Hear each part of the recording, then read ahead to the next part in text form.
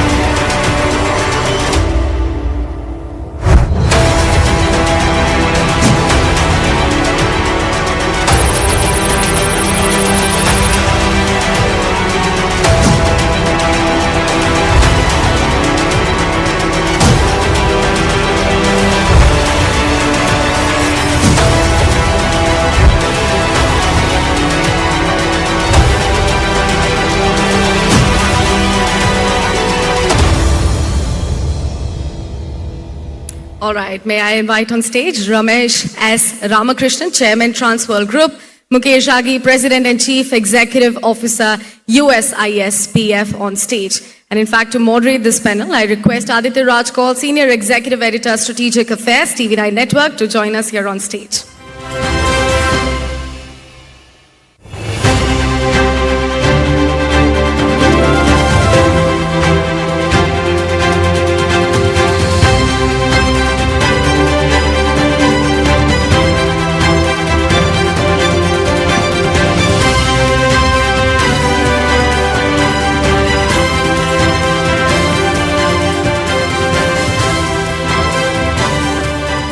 Well, ladies and gentlemen, a very good morning here in Dubai. It's so great to have you all here.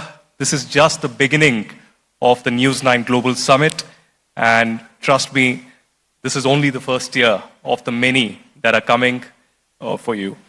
We have two very important guests here who have been pillars of the transformation between India-US and India-UAE in different ways.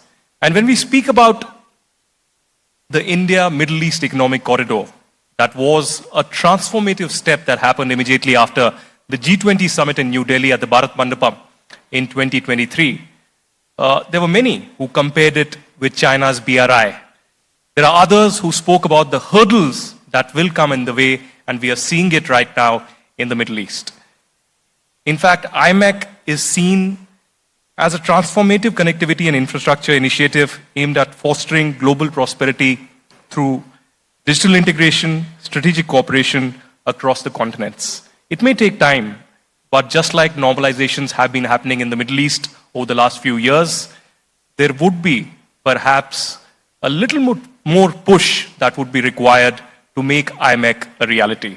And to know more, let me go straight across to Mukesh first to understand how you had spoken, and I remember reading at least a couple of articles that you've written in the last 1.5 years on IMEC, welcoming it as the most significant geo-economic initiative aimed at revitalizing trade and commerce across Indo-Mediterranean region. Are you of the same opinion today? Absolutely. Let me just give you why IMEC plays a very pivotal role between India, Middle East, Europe, and the United States. What we are seeing is a stress point taking place between US and China, and supply chains are getting interrupted there. In fact, if you look at last month's data, there were 34% less exports from China into the US. China, in order to maintain its employment rate, will keep on exporting those. So it's going to find different destinations. I would say dumping out some of the stuff they're making at a lower cost.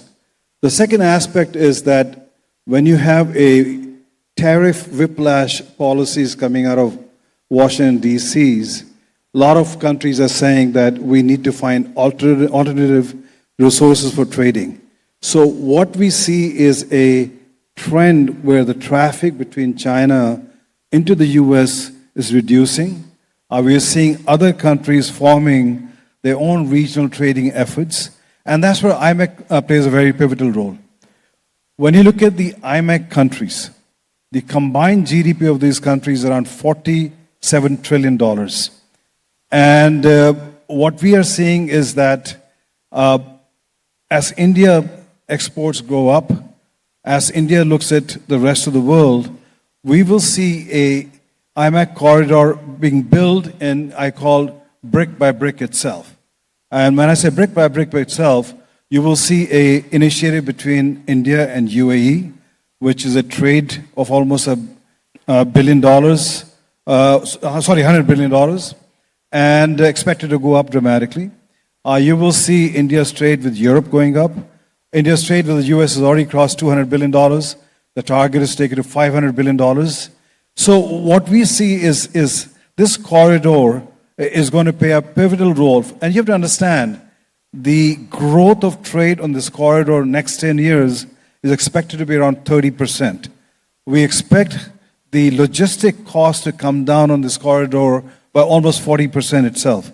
So we do see a tremendous opportunity for India, the rest of the countries to collaborate, cooperate, and drive a trade growth story among the nations itself. Well, Mr. Ramakrishnan, taking a cue from what Mukesh said, you really brought in a transformative change in Transworld, if I could say, from a Mumbai-based company to a global company in many ways.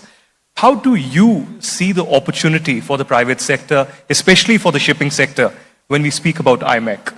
Do you think that there are still hurdles that need to be, brought under check?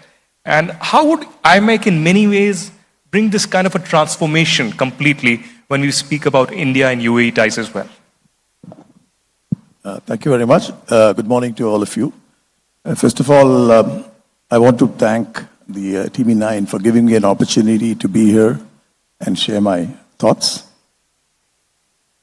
Essentially, as you rightly mentioned, we've been a company which started as a small shipping agency in India. And thereafter, we grew our business in the space of shipping and logistics, primarily concentrating between the Indian subcontinent, Southeast Asia, and the Middle East largely. Over the years, we've seen that the trade and commerce has been growing with a lot of challenges. But I think as we speak now with the signing of the CPI agreements and the understandings that the two countries have extensively between India and the UAE, things are getting a lot better. And as we heard from the ambassador in the morning, starting off from the next month, we should have a trouble-free cargo. There's no question of any custom interceptions anywhere. Once it is checked and loaded onto a ship, it comes here seamlessly. Same thing happens from here when it comes and goes back. But going back to this question, if you go back to history, all these channels are essentially coming out of a necessity. Even in this case of IMEC that we are talking about, it's a great vision of India, supported by the US, the UAE, the Saudi, and Israel. I think everything is originating of a necessity. For example, today we have a geopolitical situation which virtually blocked the Suez Canal routes. We had a case when, in 2 years back, one of our ships got stranded in Suez Canal, again disrupted the entire global trade. We have a chance, we do not know, but the insurance rates, especially for the Hormuz, is going up by 60 to 70% for every ship that is passing by. So we've got a lot of challenges which we do not plan for, and we do not know how it is going to evolve. And consequently, it's always a great idea to always have alternative paths of trading. In this case, this IMEC that's being talked about certainly is something which is a need and which will have to happen, albeit the fact that the current challenges that's happening in our neighborhood, but there are also issues where other countries, the Saudis, have their own ways of looking at things, the UAE and India wanting it to move fast. The other countries have to sort of speed up their investments and the ideas to go along. Ultimately, this is not just building bridges or ports or terminals. It's more about building relationships, building about friendship, building about understanding, building prosperity, creative employment. A lot of these things are involved, but I am very certain that this is a need, but it may take maybe some time before it really get concretized and we start seeing the merits of this thought. It's a great idea from both the governments and the other countries who are involved in this. Well, I'm glad that you touched upon the geopolitical instability, because sitting here in Dubai, and observing what's been happening between Iran and Israel, in fact, I should mention here that one of the first casualties or the first attacks that were faced in this was the Haifa port in Israel that is run by Adanis. And I should also mention that Mr. Ron Malka, the former ambassador of Israel to India, was also supposed to be here.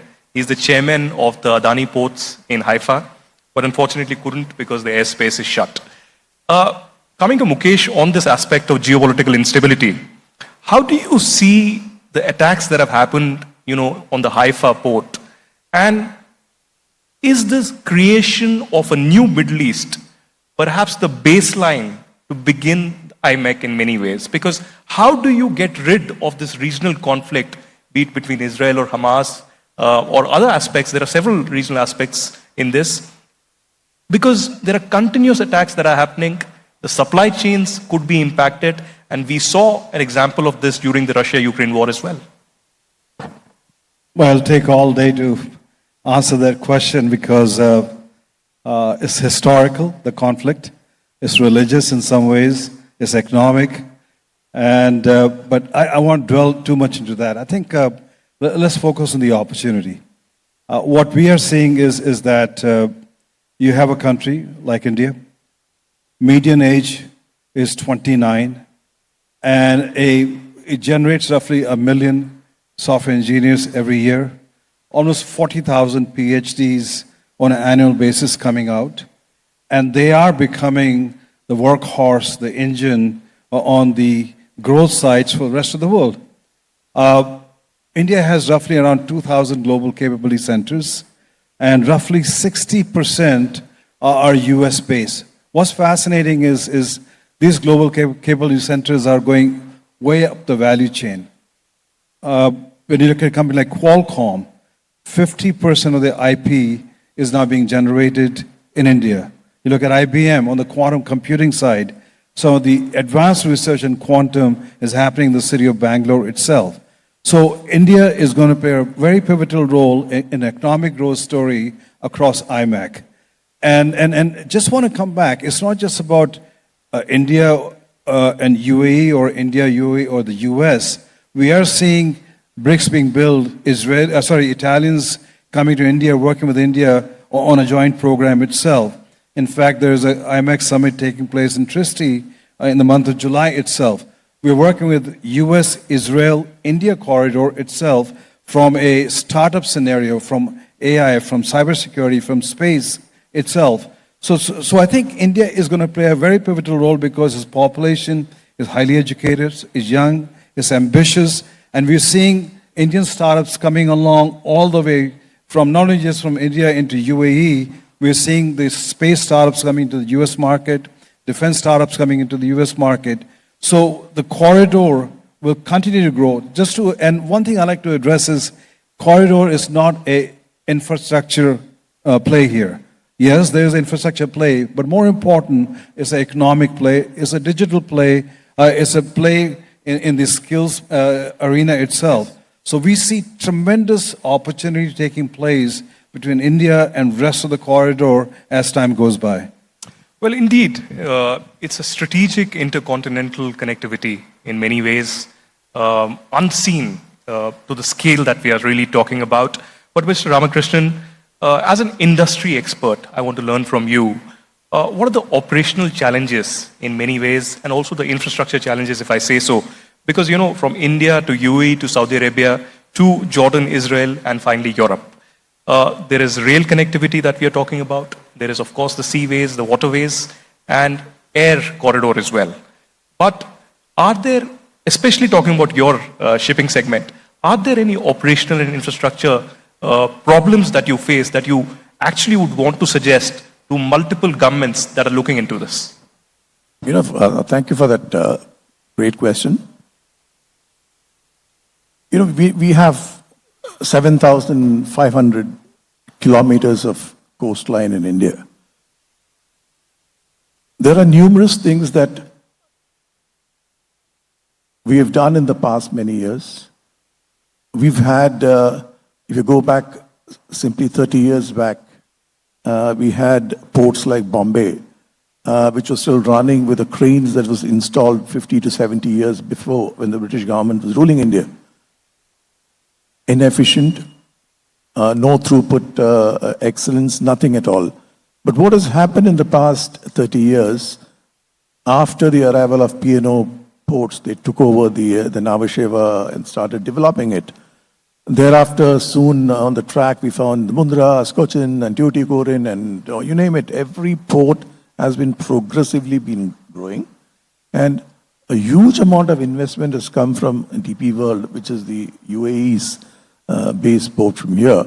Now, once these guys came in and started sharing the expertise, efficiency started going up. And efficiency started going up, the cost of the logistics came down to a reasonable extent from where it was some years back. We still need a long way to go forward. So as far as the shipping is concerned, historically, we had ships when it used to go to UK or Europe, it would start from Calcutta, go to Chennai, go down to Cochin, then to Bombay, and then start sailing to UK. Something shipped out of Calcutta will take you close to 100 days to get it into London. Today, you can do from any port in India, anywhere, in a span of 20 days, 21 days. So the efficiencies have gone up tremendously on the back of the port. So we have very good ports. We have exceedingly great efficiencies, and the ports operating in this part of the world, which is Dubai, and also with the Khalifa port in Abu Dhabi, they have some of the most exceptionally efficient ports. Incidentally, when US government had issues with their productivity, when supply chain issues were happening, the government of US sent out 3 or 4 senators to this part of the world to understand what is it that they had to do to make their port more efficient. After 2 or 3 days of being here, they realized that these guys work 24 hours, 365 days, no stoppage, no holidays, nothing. As against that, the US government realized that they were only working 12 to 14 hours in a day, and they were building up more and more of challenges to themselves. When supply chain issues came in, one factor that is very important is that most of the corporate heads, most of the leading companies, at the chairman level, at the management level, supply chain was just not even a space for them to think of. Everybody thought if you bought something to the port, you put it into a container, it just reaches you, goes to the retail store. Now, after the disruptions that took place in the last COVID issue and even now, people are realizing the importance of timely deliveries, efficiently managing it. All this is helping the trade to grow. Now, as far as this side is concerned, the ports are efficient. Here they're talking about Etihad Rail, which is likely to come into play. There is a string of services between India and the UAE as far as shipping is concerned, but still a lot more needs to be done via Saudi and Israel and all these places. And we can't expect things to happen in a jiffy because geopolitical challenges remain to be there for each of these countries that we're talking about. But I think we are confident it's a question of time. We will begin to see results flowing in. India-UAE, it's already flowing exceptionally well. Well, I have one final question for Mr. Agi. You observe things very closely from Washington, D.C. You chair the US-India Strategic Partnership Forum. So I want to ask you, recently Prime Minister Modi had a conversation with Donald Trump. And ever since Mr. Trump came on January 20th, his focus has been on tariffs. And, of course, we'll debate that in the next panel discussion, tectonic tariffs. But what do you see is the priority from Washington, D.C. right now when it comes to India? Do you think a trade deal could be sealed pretty soon? And of course, when it comes to IMEC, do you think the priority that IMEC had in the end of 2023 after G20 remains so even today? 3-part questions. Let me just give you priority from Washington, D.C. This is President Trump's method of trying to basically take care of America. You have to understand, for the last 50 years, America has focused a lot on global, and internally, domestically, the population has been ignored. And so his agenda, or his basis agenda, is we need to take care of first America. And its trade deficit, especially with China, has been going up almost $500 billion a year. Rest of the world, almost $1 trillion a year. And that's causing a lot of economic shift, especially in job creation. So the focus has been on tariffs, leverage, negotiate with companies to bring back manufacturing back to the U.S., bring back jobs to the U.S. Not all manufacturing is going to come back. I think some advanced manufacturing is going to come back. But a lot of other manufacturing will find ways out of China into the rest of the world itself. And that's where I think India and U.S. will play a very pivotal role in trying to partner together as a country. I'll give you an example.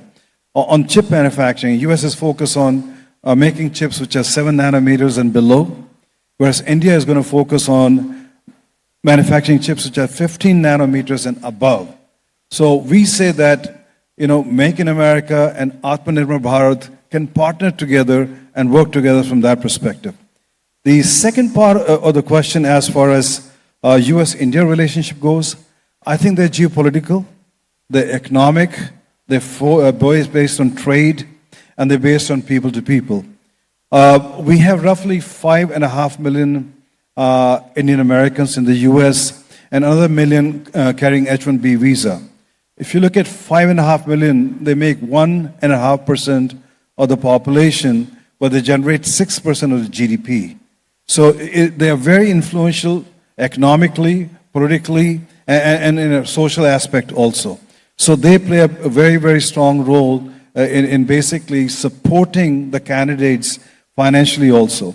But India plays a pivotal role from a geopolitical perspective because our rising China, US sees as a threat, and India plays a partnership there with the US itself.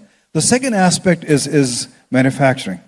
What we have learned from the Russian war is that nation needs industrial base to sustain long-term war. US does not have that industrial base, and that's where India plays a pivotal role. In fact, if you look at a lot of defense manufacturing, if you look at the Javelin missiles or Stinger missiles, part of the components are being made in India. If you look at Swarovski helicopter, which the president flies, is made in India, especially the cabins itself. So there is a strong partnership taking place. That will continue between the two countries as time goes by. So Trump's agenda, as far as on the IMEC goes, he's the one who pushed very hard on IMEC. He is very clear about that IMEC is important way to counter China on the BRI side, but at the same time drive trade among these friendly countries, which is India, Middle East, European, and the United States itself. So I think in every aspect, either be in UAE, be in Europe, or with the US, India has a role to play, and that's going to be very important. Well, here's hoping that India-Middle East Economic Corridor becomes reality very soon. Please join me to thank both our panelists, Mr. Mukesh Aghi and Mrs. Ramakrishnan, for sharing these insights and pushing for a more robust economic corridor between India and UAE. Thank you very much. Aditya, I'll request you to please honor our guests with the hampers that we have for them.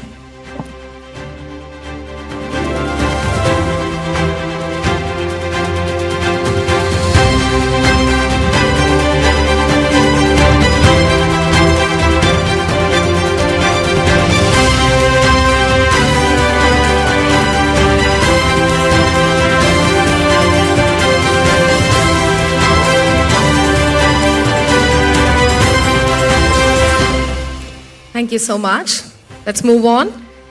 The world in some ways changed on Jan 20th, as has been already correctly highlighted by Aditya this year when US President Donald Trump took the Oval Office for a second time. What followed on April 2nd was a series of sweeping tariffs.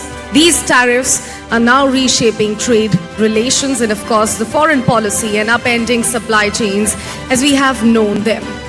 What's the best way to navigate these tectonic shifts that are causing a tsunami in the old world order? Who should give in? And how much is the questions that